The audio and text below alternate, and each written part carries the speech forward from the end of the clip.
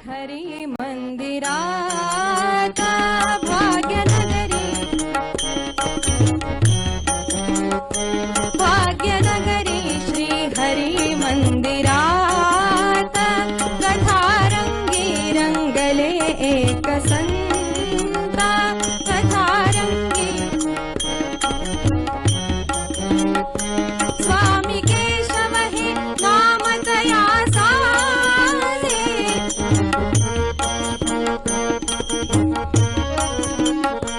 स्वामी केशव हे नाम तया साजे अंतरंगी श्रीराम जो विराजे अंतरंगी श्रीराम जो विराजे अंतरंगी श्रीराम जो विराजे विराजे विराजे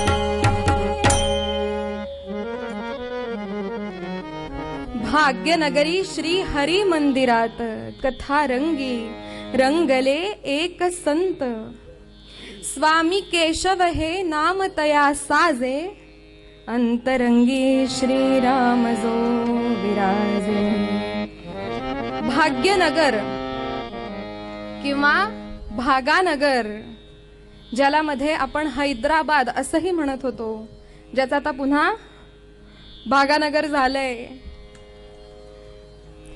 खरंच टाळ्या वाजवल्या पाहिजेत. अशा या भागार नगरचे मोठे संत केशव स्वामी भागानगरकर. या भाग्यनगरामध्ये हरी मंदिर आहे, जिथं केशव स्वामींचा कीर्तन महोत्सव चाललेला आहे, कीर्तन चाललेली आहेत. अशीच वेळ आहे संध्याकाळची. केशव स्वामी अशाच यावेळी नारदांच्या गादीवरती उभे आहेत आणि कीर्तन करतायत. आणि कीर्तनामध्ये केशव स्वामींनी आज विषय कोणता घेतलाय? रामायणामध्ये जिचं नाव घेतल्याशिवाय रामायण पूर्ण होऊ शकत नाही अशी शबरी. शबरीचं आख्यान केशव स्वामी सांगतायत. केशव स्वामी त्या श्रोत्यांना सांगतायत, श्रोते हो, रामांनी जन्म का हो घेतला? रावणाला मारण्यासाठी. हे रावणाला मारणं हे काय फार मोठं काम नव्हतं त्या काळी. त्यासाठी भगवंताला जन्म घेण्याची तर मुळीच गरज नव्हती, कारण त्या काळी रावणाला मारू शकणारे असे कैक महायोद्धे होते. हो, 3 महत्वाचे महायोद्धे जे रावणाला डाव्या हातानेही मारू शकणार होते. कोण? पहिला म्हणजे कार्तवीर्य सहस्रार्जुन. रावणाला 10 डोकी होती ना, असू देत, कार्तवीर्य सहस्रार्जुनाला सहस्र बाहू. त्यातला एक जरी हात वापरला असता कार्तवीर्यानं तरीही रावण आरामात निपटला असता. दुसरा महाबली वाली, ज्याला म्हटलंच जातं हो महाबली, असा तो वाली.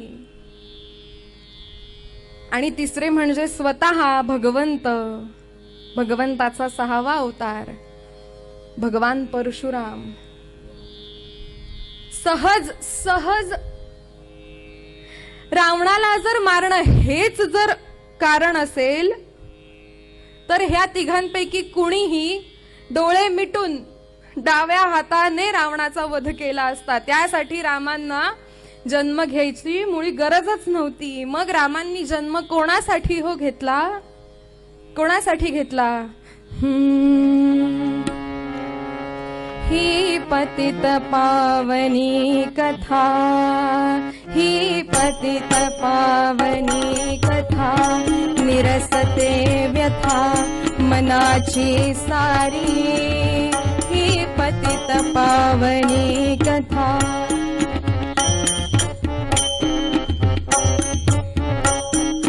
ही पतित पावनी कथा, निरसते व्यथा मनाची सारी, मनाची सारी. श्रीराम लक्ष्मण येती शबरीच्या दारी,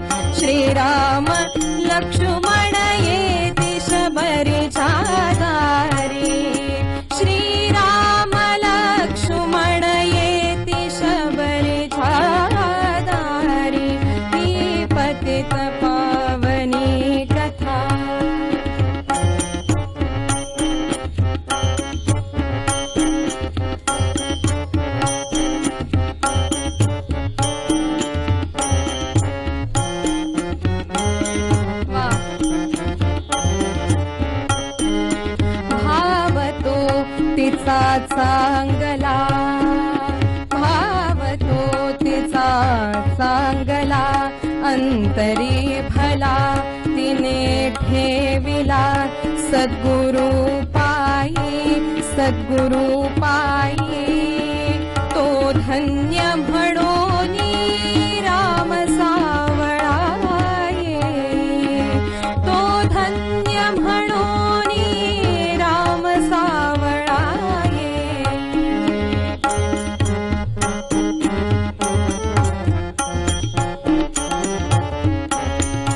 ते निमित्त केशव स्वामी सांगतायत की हे सगळं जे काही घडलंय ते सगळं निमित्त मात्र आहे. ते निमित्त कै वचन ते निमित्त कै वचन सेतु बंधन मारी रावण वाल्मिकी वदती हे सगळं निमित्त आहे. कैकेयीला दिलेलं दशरथानं वचन, रामांचा वनवास, सेतू बंधन करून रामांनी लंकेपर्यंत जाणं, रावणाला ठार करणं, हे सगळं निमित्त आहे. वाल्मिकी वदती मग कोणासाठी आले भगवंत? परी भेटाया शबरी सराम अवतरती परी भेटाया शबरी सराम अवतरती परी भेटाया शबरी सराम अवतरती ही पतित पावनी कथा. केशव स्वामी सांगतायत सगळं निमित्त मात्र आहे. भगवंतानं अवतार घेतला तो शबरीला भेटण्यासाठी. काय भक्ती आहे हो. भाव बळे तरले दास म्हणे सुख सागर डोही ऐक्यपणे विरले. हे जगून दाखवलं शबरीनं. काय भक्ती असेल भगवंताविषयी, काय भाव असेल आणि काय ती गुरुनिष्ठा. ही शबरी ही भिल्लाची कन्या. 16व्या वर्षी कळलं तुझी सेवा बघून मी प्रसन्न आहे, तुला भेटण्यासाठी भगवंत स्वतः येईल. 16व्या वर्षी कळलं. त्या दिवसापासून शबरीनं वाट बघावी हो. कुटी बांधलेली, रोज सारवावी, रोज झाडून काढावं, रोज सारवावी, ती छान सजवावी फुलांनी. रानामध्ये जावं, बोरं तोडून आणावीत. शबरीची बोरं प्रसिद्ध झाली ना नंतर. फळं तोडून आणावीत, आणून ठेवावीत ताजी ताजी फळं रोज. गुरूंनी सांगितलंय प्रत्यक्ष भगवंत येणारे. आजचा दिवस जावा, आज नाही आले, उद्या येतील. रोज असं उठावं, रोज तेच करावं, भगवंताची वाट पाहावी. असे काही दिवस गेले, काही महिने लोटले, वर्ष झाली. 5 वर्ष, 10 वर्ष, 15, 20, 40, किती? 55, 60, 70, 80 वर्ष. 80 वर्ष कशाला म्हणतात हो. हल्ली तेवढं आयुष्यही राहिलेलं नाहीये. 80 वर्ष शबरीनं वाट पाहिली, भगवंत आज येईल मला भेटायला, माझा राम आज येईल. 96व्या वर्षी, 16व्या वर्षी वाट पाहणारी शबरी 96व्या वर्षी भगवंत दाराशी हजर झाले. शबरीची ही कथा केशव स्वामी श्रोत्यांना सांगतायत. केशव स्वामींच्याही डोळ्यांना धारा लागलेल्या आहेत, त्या श्रोत्यांच्याही डोळ्यांना धारा लागलेल्या आहेत, जशा तुमच्या डोळ्यांना धारा लागल्या आहेत. ह्या श्रोत्यांमध्ये एक साधारण शबरीच्याच वयाची जख्ख म्हातारी एका खांबाला टेकून बसलेली. शबरीची ही कथा तीही ऐकतीये. त्या समाधी अवस्थेमध्ये केशव स्वामी गेलेले आहेत. करता करता कधी कीर्तन संपलं कोणालाच कळलं नाही. आरती झाली. एक एक करून श्रोते पुढे आले. केशव स्वामींच्या चरणी नतमस्तक झाले, आपापल्या घरी निघून गेले. मंदिरातली सेवेकरी मंडळी आली. चला आता सतरंजा उचलायला हव्यात, बैठक व्यवस्था उचलायला हवी. ती म्हातारी मात्र खांबाला टेकून बसलेली तशीच, त्या भावसमाधीमध्ये ती अजूनही तशीच. तिने अजून डोळेही उघडलेले नव्हते. केशव स्वामी पाहतायत. सेवेकरी आजीबाईंना उठवतात. आजी, अगं झालं कीर्तन, उठ आता, सतरंजा उचलायच्यात आम्हाला. आजी काही डिम्म आले ना. तिच्याशी चाललेला तो संवाद केशव स्वामींनी इथून पाहिला. आपल्या शिष्याला बोलावलं. का रे, आजीबाई उठत नाहीयेत त्या, काय झालंय बघ बरं. तो शिष्य पुढे गेला. सगळे मिळून त्या आजीबाईंना उठवण्याचा प्रयत्न करताय. केशव स्वामी स्वतः गेले. माय, ए माय, अगं उठतेस ना. जसे केशव स्वामी आले, म्हातारीने चटकन डोळे उघडले. डोळे उघडले तर तिच्या अश्रुधारा थांबलेल्याच नव्हत्या. माय, अगं झालं कीर्तन, आहे की उद्या परत, ये उद्या परत. महाराज, गेला महिनाभर तुमची कीर्तन मी ऐकतीये. आज तुम्ही शबरीची कथा सांगितली. अहो, शबरीला भेटण्यासाठी साक्षात भगवंत आले, तो राम आला. त्या शबरीचं एवढं भाग्य की तिला भेटायला साक्षात राम आला. त्या शबरी एवढं माझं कुठं हो भाग्य. पण माझी एक इच्छा आहे, तुम्ही पूर्ण कराल काय? काय इच्छा आहे? जगी मी असे एकटी स्वामी राया, जगी मी असे एकटी स्वामी राया. कुठे धन्य शबरी, कुठे माझी काया. कुठे धन्य शबरी, कुठे माझी काया. असे प्रार्थना आज जोडून हात. महाराज, तुम्हाला हात जोडून प्रार्थना करते. असे प्रार्थना आज जोडून हात. उद्या भोजनासाठी या झोपडीत. शबरीच्या दारामध्ये साक्षात भगवंत आले. ती शबरी कुठं, मी कुठं. माझ्या दारात तो भगवंत येणं एवढी मी भाग्यवान नाही. पण महाराज, उद्या भोजनासाठी तुम्ही माझ्या झोपडीत यावं अशी माझी खूप इच्छा आहे, माझी प्रार्थना आहे. तुम्हाला हात जोडते. तिच्या मनामधला तो शुद्ध भाव, जो आपण आज विषय पाहतोय, भाव, तिच्या मनामधला तो शुद्ध आणि सात्विक भाव केशव स्वामींनी चटकन ओळखला. हो माय, येतो की, नक्की येईन. पण महाराज, येताना मात्र तुम्ही एकटेच या, कारण मी एकटी आहे. माझ्याकडं फक्त तुम्हाला एकट्यालाच जेवायला घालू शकेन एवढंच आहे बघा, घरी धान्य.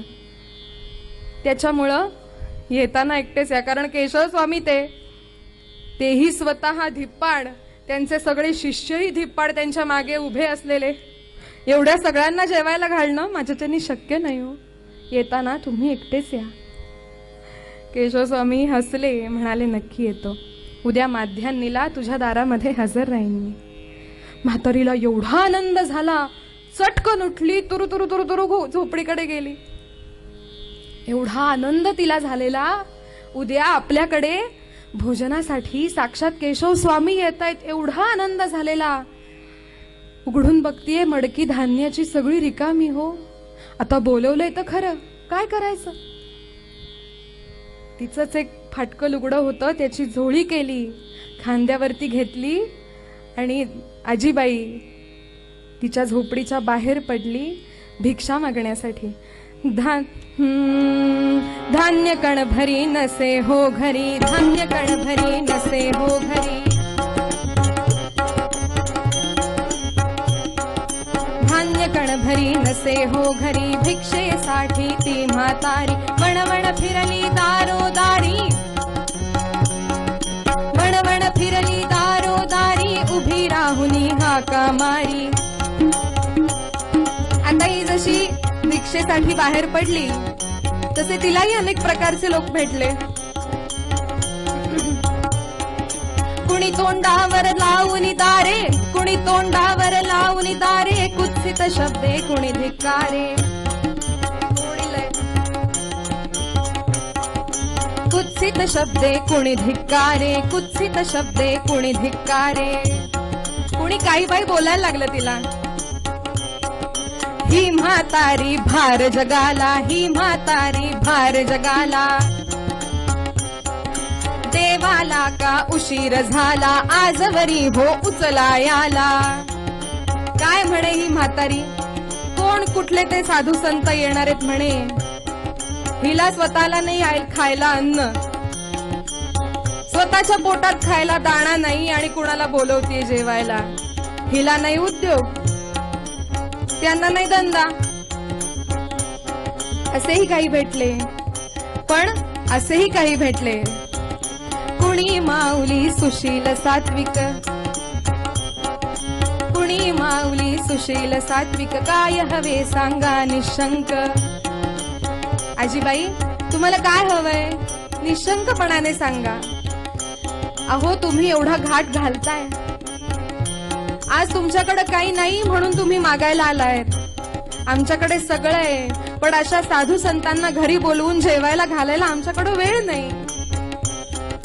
कुणी माऊली सुशील सात्विक, काय हवे सांगा निशंक. धान्य हवे तितुके ते न्यावे, तुम्हाला जेवढं हवंय तेवढं सगळं घेऊन जा.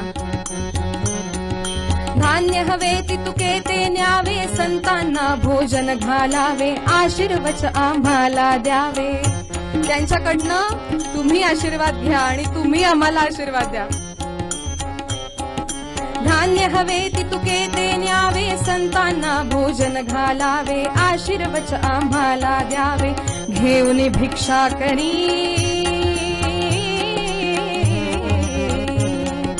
घेऊन भिक्षा करी, घेऊन भिक्षा करी. येतसे सत्वर आपुल्या घरी, येतसे सत्वर आपुल्या घरी, येतसे सत्वर आपुल्या घरी.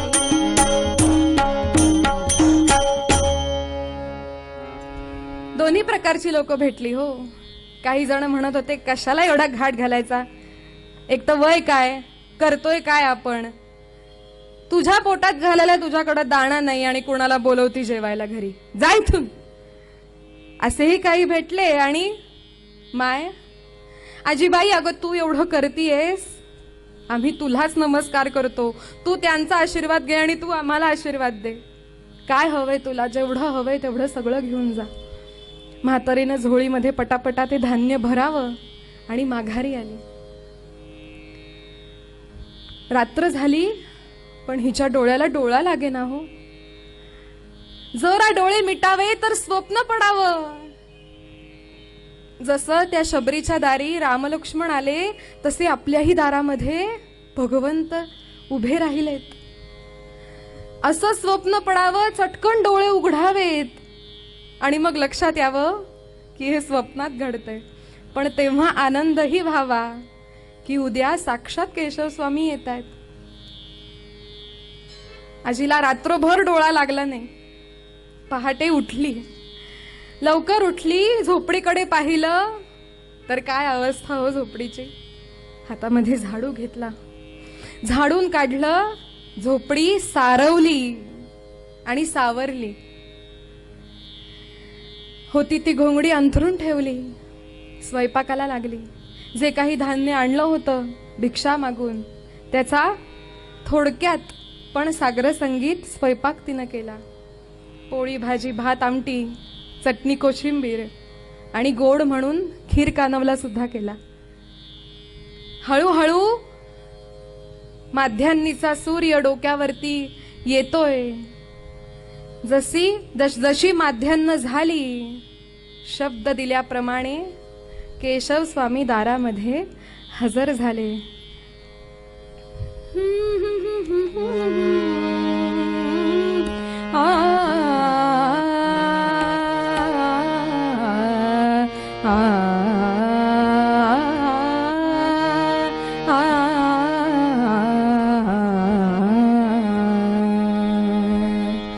मनुष्य रूपे सूर्य प्रगटला, मनुष्य रूपे सूर्य प्रगटला, आज माझिया घरी,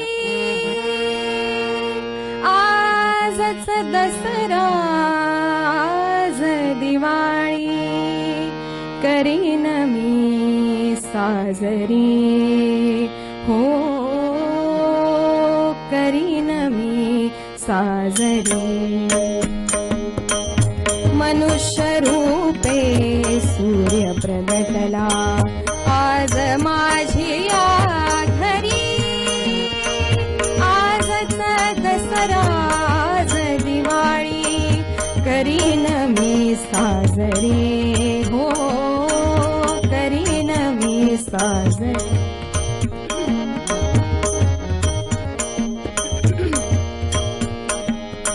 धन्य जाहले माझे जीवन, धन्य जाहले माझे जीवन, केशव स्वामी करतील भोजन, केशव स्वामी करतील भोजन, कृतार्थ होऊन मिरवित जाईन, कृतार्थ होऊन मिरवित जाईन, स्वर्गाच्या द्वारी, स्वर्गाच्या द्वारी, आजच दसरा, आज दिवाळी, आजच दसरा, आज दिवाळी, करीन मी साजरी, हो करीन मी साजरी. शब्द दिल्याप्रमाणे दारामध्ये केशव स्वामी हजर झाले. तिच्या मनामध्ये काय भाव उत्पन्न झाले असतील, हो काय आनंद झाला असेल तिला. मनुष्य रूपे सूर्य प्रगटला, आज माझी या घरी, आजच दसरा, आज दिवाळी, करीन मी साजरी. धन्य जाहले माझे जीवन, केशव स्वामी करतील भोजन, कृतार्थ होऊन मिरवित जाईन स्वर्गाच्या द्वारी. केशव स्वामी दारामध्ये हजर झाले. तेजपुंज त्यांचं व्यक्तिमत्व. आजीबाईनं बघितलं, डोळे दिपले हो तिचे. केशव स्वामींचं तिनं स्वागत केलं. घोंगडी अंतरलेली बसायला दिली. केशव स्वामी आतमध्ये आले. पाहतायत काय होतं हो म्हातारीच्या झोपडीमध्ये, काय होतं. ना कुठे खुर्च्या, ना सोफा कम बेड, काहीच नाही. का कुठे धूप दीप अत्तर लावलीत, सेंट फुसफुसलेत, एअर फ्रेशनर, काहीच नाही हो. पण झोपडीमधलं प्रसन्न वातावरण कशामुळे होतं? मनामध्ये असलेला शुद्ध भाव. आणि संत सज्जनांना जर प्रसन्न करून घ्यायचं असेल तर ह्या सगळ्या गोष्टी काहीच लागत नाहीत. संत काय पाहतात? तुमच्या मनामधला भाव पाहतात, जो म्हातारीच्या अंतःकरणामध्ये ओतप्रोत भरलेला आहे, ओसंडून वाहतोय. केशव स्वामी येऊन बसले. म्हातारीनं त्यांची पाद्यपूजा केली. दाराबाहेरच्या वाळलेल्या पानांनी हातानं तिनं पत्रावळ तयार केली. जे काही अन्न शिजवलेलं होतं, 1.5 माणसांचा स्वयंपाक केलेला हो तिनं. कोण 1.5? एक केशव स्वामी आणि अर्धी स्वतः. 1.5 माणसांचा तिनं स्वयंपाक बरोबर केलेला होता. केशव स्वामींच्या वाटचं तिनं वाढलं, पत्रावळीवरती वाढलं. पत्रावळ केशव स्वामींच्या समोर आणून ठेवली. केशव स्वामी तिची लगबगीनं चाललेली कामं पाहतायत. तिचं ते श्रद्धा मनामध्ये असणं, तो भाव असणं, केशव स्वामी ते टिपतायत. समोर वाढलेलं अन्न, सुवास सुटलाय हो त्याचा. केशव स्वामी पहिला घास मुखामध्ये घेणार. तेवढ्यात त्यांना आठवण झाली हो, आपल्या जीवलग मित्राची आठवण झाली. विचार करतायत, हा एवढा आनंद सोहळा मी एकट्यानं कसा बरं अनुभवायचा? हा अनुभव, हा आनंद वाटण्यासाठी, एकमेकांमध्ये वाटून घेण्यासाठी माझा मित्र मला इथे बरोबर पाहिजे. समर्थांना केशव स्वामींनी मनोमन हाक मारली. यावे सद्गुरु समर्थ स्वामी रामदास अवतारा. यावे सद्गुरु समर्थ स्वामी रामदास अवतारा. शबरी समया आपुलकीचे. शबरी समया आपुलकीचे. अन्न ब्रह्म स्वीकारा. अन्न ब्रह्म स्वीकारा. मनोमन हाक मारली समर्थांना. केशव स्वामींनी समर्थांना हाक मारली. स्मर्तृगामी असलेले समर्थ चाफळातून क्षणभरात या म्हातारीच्या झोपडीच्या बाहेर प्रगट झाले हो. जसे दारामध्ये प्रगट झाले. म्हातारी बघतीये आता समर्थांचं ते तेजस्वी व्यक्तिमत्व. कसे हो समर्थ? भव्य रूप अति सुंदर दीक्षा. राम नाम स्मरणे करी भिक्षा. वृत्ती होईल उदासीन जेव्हा. रामदास म्हणणे मग तेव्हा. जय जय रघुवीर. भव्य रूप अति सुंदर दीक्षा. काय समर्थांचं रूप होते. 6-6.5 फूट उंची समर्थांची. काळ्या भोर जटा. पाठीमागे डोक्यावरून पाठीवरून कमरेपर्यंत रुळतायत. कपाळावरती भव्य कपाळे. कपाळावरती आवाळू शोभून दिसतंय. चंद्र सूर्यांनीही उसनं मागावं असं तेज डोळ्यांमध्ये विलसतंय. गरुडासारखी नासिका आहे. हत्तीच्या गंडस्थळासारखं भव्य वक्षस्थळ आहे. त्याच्यावरती दाढी पुढे नाभीपर्यंत रुळतीये. कौपीन धारण केलेले समर्थ. पायामध्ये खडावा. हातामध्ये स्मरणी. खांद्यावरती झोळी. जय जय रघुवीर समर्थ. समर्थ दारामध्ये प्रगट झाले हो. म्हातारी बघतीये. मनामध्ये विचार करतीये. आंधळा मागतो 1 डोळा. देव देतो 2 डोळे. केशव स्वामींना मी बोलावलं जेवायला आणि भगवंतानं समर्थांनाही पाठवावं.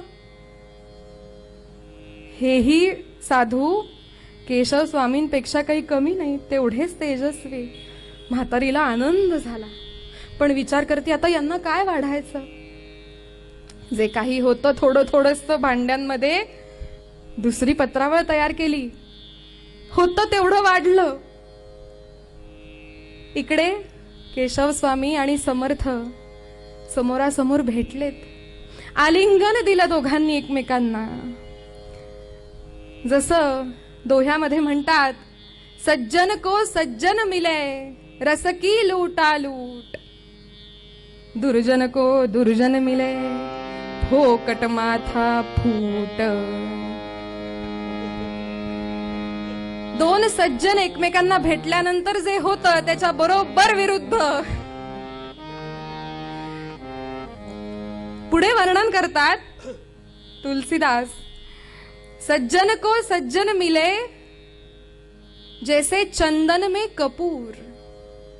चंदन उगाळताना जर त्याच्यामध्ये थोडा कापूर घातला तर चंदनाचा सुगंधही वाढतो आणि त्याचा गुणही वाढतो. दुर्जन को दुर्जन मिले. आता पुढे जे लिहिलंय ते तुलसीदासांनी लिहिलेलं आहे. त्याचा माझा काहीही संबंध नाही. दुर्जन को दुर्जन मिले जैसे भांग में धतूर. असं म्हणतात की भांग घोटताना जर त्याच्यामध्ये धोत्राच्या बिया घातल्या तर त्याही भांगेचा गुण वाढतो. पण सज्जन को सज्जन मिले 4 मिले 64 खिले 20 रहे कर जोर, सज्जन को सज्जन मिले बिहसे 7 करोड. म्हणजे काय? 4 मिले यांचे 2 डोळे आणि त्यांचे 2 डोळे, 64 खिले यांचे 32 आणि त्यांचे 32, 20 रहे करजोर यांची 10 बोट आणि त्यांची 10 बोट, सज्जन को सज्जन मिले बिहसे 7 करोड. आयुर्वेदामध्ये वर्णन केलंय की जो निरोगी आहे, ज्याला कोणताही रोग नाही, अशा माणसाच्या अंगावरती रोम, लव, LOV लव नाही, रोम हे 3.5 लाख असतात. त्यामुळे यांचे 3.5 लाख आणि त्यांचे 3.5 लाख, बिहसे 7 करोड. लाख म्हणते कोटी, तेच. तुम्हालाही लक्षात नाही आलं मी म्हणेपर्यंत. काय हे लक्ष नाही या कीर्तनात. विनोदाचा भाग सोडून देऊया.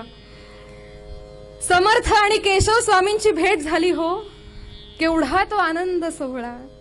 म्हातारीनं जे काही होतं ते वाढलं. समर्थ केशव स्वामींच्या शेजारी बसले. म्हातारीनं ती पत्रावळ पुढे केली. मग हे दोघं बसले जेवायला. दोघांनीही पुन्हा घास अगदी तोंडापाशी नेला आणि समर्थांना आठवण झाली, आपण दोघं हा आनंद लुटतोय, दोघांनीच लुटायचा. समर्थांनाही आठवण झाली एका मित्राची. जय रामा ये सख्या, जय रामा ये सख्या, वाट तुझी पाहतो आम्ही सारे, निवता अन्न तयातील, निवता अन्न तयातील, निघून जाईल सकल रुची बारे रामा. हरे हरे रामा रामा रामा रामा रघोत्तमा रामा रामा रामा रामा सीतापते. जय रामा येई सख्या. जयराम स्वामी वडगावकर. साताऱ्याजवळ हे वडगाव आहे. जयराम स्वामींना हाक मारली. दुसऱ्या क्षणी जयराम स्वामी पण दारापाशी हजर झाले हो. आता मात्र म्हातारी वैतागली. केलंय अन्न एवढंस, ज्यांना बोलवलंय ते उपाशीच आहेत अजून, आणि हेच अजून येत आहेत, अजून एक एक एक एक साधू. लटका राग हो तिचा. पत्रावळ जे होतं नव्हतं ते सगळं वाढलं. भांड्यांचा आवाज करून करून वाढलं. ही एक टॅक्ट असते ना, की आता संपलेलं आहे. काय होतं, अन्न खूप सुंदर झालेलं असतं, बाहेर जेवणारे जेवत असतात, आवडलंय येऊ द्या येऊ द्या. ती बिचारी गृहिणी जिनी आतमध्ये स्वयंपाक केलेला असतो, तिला अंदाज आहे की हे किती माणसांसाठी आहे, यांचं येऊ द्या थांबतच नाहीये. मग ती काय करते, मुद्दामून भांडी वाजवत वाजवत आणते बाहेर, की आता तरी यांना कळावं की आता संपलेलं आहे आणि मागे आम्ही खाणारे आहोत अजून. म्हातारी भांडी वाजवत वाजवत वाढतीये. जयराम स्वामी आले. तिघांची एकमेकांची आलिंगन झाली. जयराम स्वामी काय म्हणाले, समर्था एवढी आर्ततेनं तुम्ही मला हाक मारली म्हणून मी धावत आलो, पण आज वडगावला माझ्याकडे आनंद येणार होता, मग आता तुम्ही हाक मारली म्हणून त्यालाही इकडेच घेऊन आलो मी. म्हणजे कोण, आनंद मूर्ती ब्रह्मनाळकर. ब्रह्मनाळला यांची समाधी आहे. आनंद येणार होता माझ्याकडे, तर तुम्ही एवढी आर्ततेनं हाक मारली म्हणून तोही आला माझ्या बरोबर इकडेच. म्हातारी बघतीये. आता मात्र ती पुरती वैतागलेली. आता यांना काय वाढायचं, मी आणलं किती होतं, केलं किती होतं. ज्यांना बोलवलंय ते उपाशीच. यांनी यांना बोलवलंय हे आले, यांनी यांना बोलवलंय हे आले, हे येताना यांना घेऊनच आले. म्हातारी इतकी चिडलेली,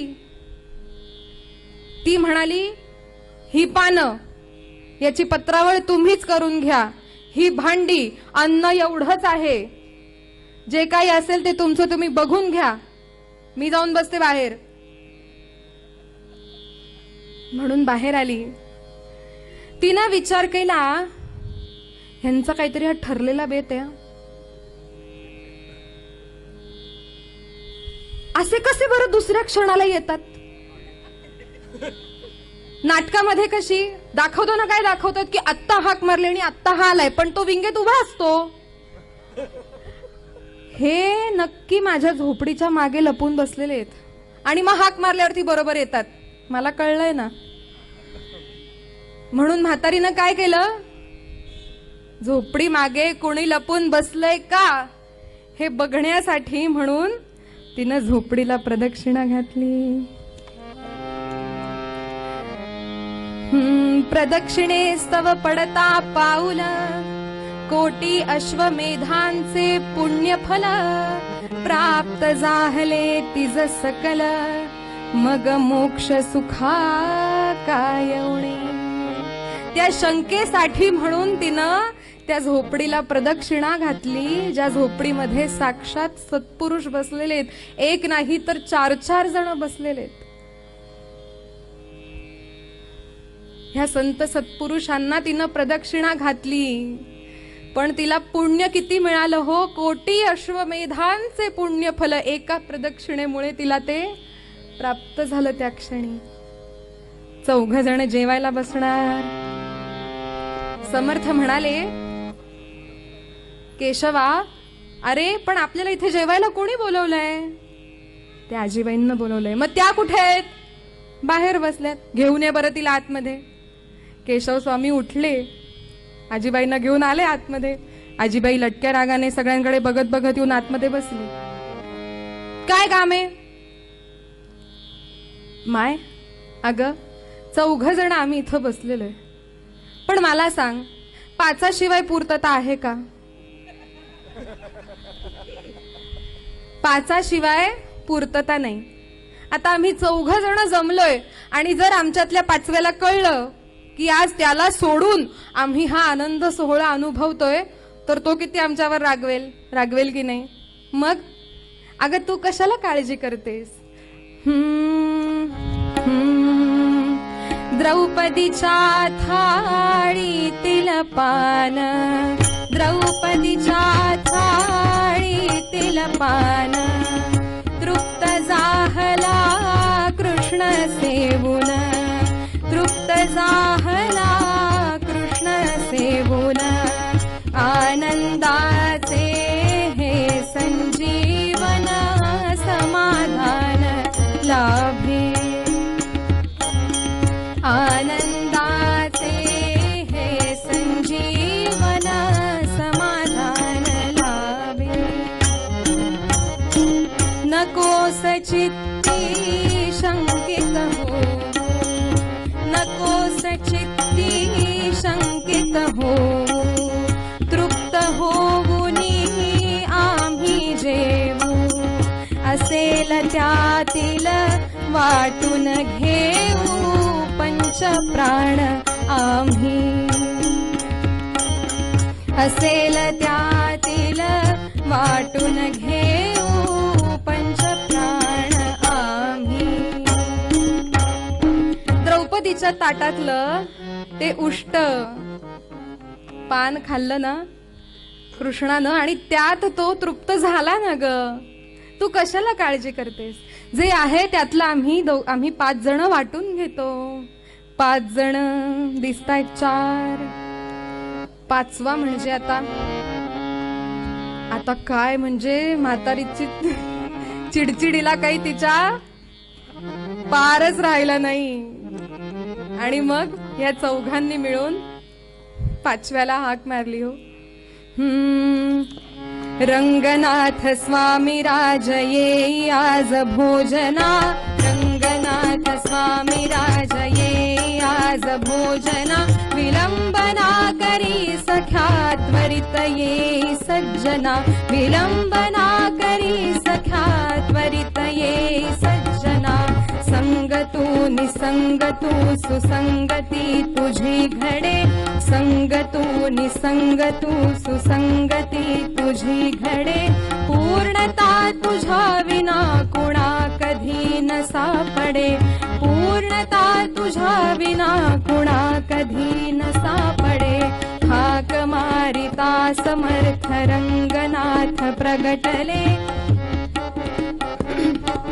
रंगनाथ प्रगटले पंच प्राण एक रूप भाग्य सूर्य भेटले पंच प्राण एक रूप भाग्य सूर्य भेटले भाग्य सूर्य भेटले भाग्य सूर्य भेटले. हे रंगनाथ स्वामी म्हणजे रंगनाथ स्वामी निगडीकर हे मोठे दत्तभक्त होऊन गेले, समर्थांच्याच समकालीन. हे म्हणजे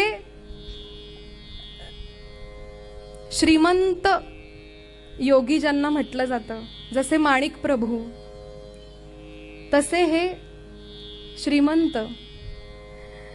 पण भगवंताच्या चरणी एवढी लीनता, साक्षात सत्पुरुष संतांमध्ये यांची गणती होते. समर्थ पंचायतनातले हे 5वे संत. म्हातारी जी चिडलेली होती बाहेर येऊन बसलेली, रंगनाथ स्वामी हाक मारल्या क्षणी दारामध्ये जसे प्रगट झाले. म्हातारी बघतीये, हे कुठून आले? आकाशातून टपकले की जमिनीतून उगवले? 5 जण भेटले. म्हातारीला पुन्हा आतमध्ये बोलवून घेतलं. म्हटलं, माय वाढ बरं आम्हाला. जे काही होतं त्यातलं तसंच वाढलं. 5ही जण पोटभर जेवली. एवढंच कशाला, जसं कळलं गावामध्ये की ह्या म्हातारीकडं केशव स्वामी सोडून हे 5ही जण जमलेले आहेत, तेवढे एकटे नाहीत, 5 संत तिथे जमलेले आहेत. जशी वार्ता कर्णोपकर्णी झाली, अवघा गाव जमा झाला हो म्हातारीच्या झोपडीच्या बाहेर. म्हातारीच्या हातून ह्या 5 जणांनी मिळून अवघं गाव जेवण घातलं. तिनं वाढून यावं, येऊन पुन्हा पाहावं तर त्या भाजीचं भांड आमटीचं भांड पुन्हा भरलेलं. तूप वाढून यावं तर पुन्हा तुपाचा घडा भरलेला. म्हातारीच्या हातून अवघं गाव जेवण घडवलं ह्या 5ही जणांनी मिळून. काय आनंद झाला असेल तिला. सगळा हा सोहळा पार पडला आणि मग 5ही जण आले, म्हातारी पुढे उभे राहिले. म्हणाले, माय तू आज आम्हा 5 जणांना जेवायला घातलंस, पण आम्ही कधी कुणाचं फुकट घेत नाही. काय हवंय तुला? म्हातारी म्हणते, मला काय हवं असणार आहे ह्या वयामध्ये, मला आता काय हवं असणार आहे? केशव स्वामींकडे पाहते आणि म्हणतीये, रामांनी जो आनंद, जो सच्चिदानंद शबरीला दिला तो तुम्ही मला द्या. आणि मग म्हातारीला मध्ये बसवलं. 5ही जण भोवती उभे राहिले. सगळ्यांनी मिळून तिच्या मस्तकावरती हात ठेवला. ठेवियला हात मस्तकी तिची या, ठेवियला हात मस्तकी तिची या. समाधी पदास पाठविले, ठेवियला हात मस्तकी तिची या.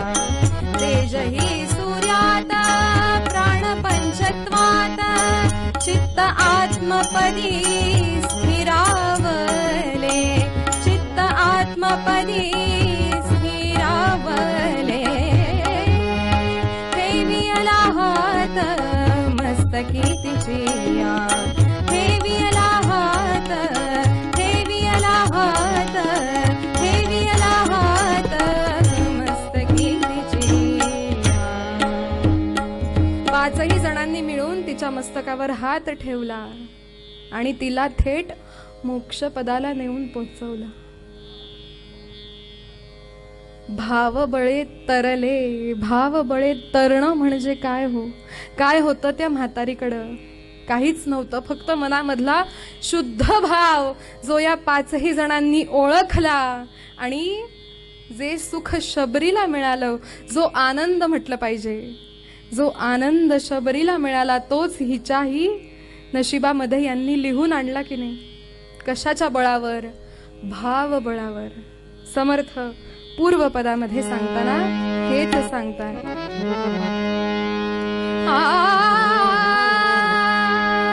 दास म्हणे सुख सागर डोही. दास म्हणे सुख सागर डोही. ऐक्यपणे विरले मानव भाव बळे तरले. मानव भाव बळे तरले.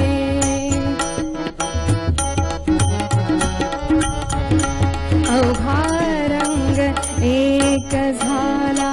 होळी आज खेळला ना रंग.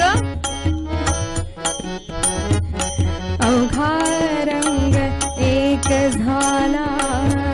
रंगी रंगला श्रीरंग.